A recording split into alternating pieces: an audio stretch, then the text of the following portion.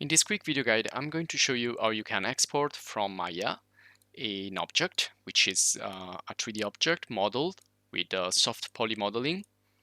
And I will show you how to export it from Maya and import it into Sketchup.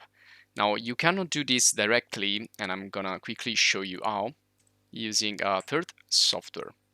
Now, why can't you import directly from Maya into Sketchup? Now, if you go here into File, Import, you will see that you only have as supported the Sketchup file 3D Studio Max, DAE, and the XF DWG and STL. You don't have OBJ or FBX, which are the two main formats that you can use in Maya to export. So if you go to Maya and say File and go to Export, so you can choose first if you want to export using just the selection or the old scene. Now in this case, I'm gonna export just the selection. And if I click on the option, you can see that I only have the OBJ and FBX. In this case, this is standard Maya. So if I want to use OBJ and FBX, I cannot import it directly into SketchUp. You need to install a plugin or something like that. But I'm gonna show you how you can bypass that. Well, you also have the option here to export directly in Maya, but probably you need to again install a plugin that is gonna let you import directly from Maya. So I'm gonna export here my selection into OBJ. You can see that I already had done it, saving this file here in armchair.obj. And so I'm gonna need a third software, a third 3D software that's gonna help me to translate or convert that particular format into one readable by SketchUp. So I'm gonna use Blender for this particular operation. And feel free to use any software that you like, but in my case, I'm choosing Blender because it's free, it's open source, and it's pretty easy to use. Now, if you want to, you can try with 3ds Max or Cinema 4D or whatever you have installed on your computer. Now, we need to use Blender as a bridge. So we need to bring in the FBX or OBJ file. So you go to File, Import, and say, okay, import FBX. Or in my case, I imported the OBJ.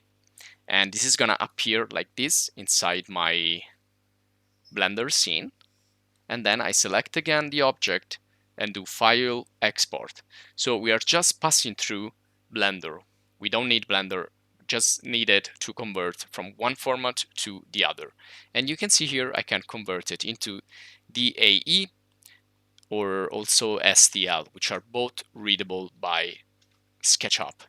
And then the last step is to go in SketchUp here and just import the DAE file.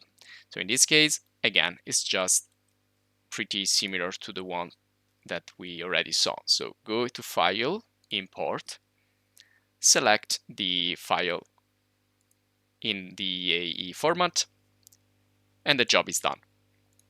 Now, usually you need to scale and adjust a little bit the object. So in this case, you can see that it's pretty big, so you need to scale it down. You need to place it near the rest of your scene and things like that. So usually you need to adjust what you do here and use the snap and all the other features that you have in SketchUp. And you know, this is excellent because in SketchUp it's really difficult to model organic shapes and really curvy and soft modeling objects. So this is why I usually use another software like Maya, because this is polygonal modeling and it's gonna help you to create these nice rounded shapes and you know, armchairs or furniture or anything that it's not straightforward like architecture and basic furniture that you can already do here in SketchUp.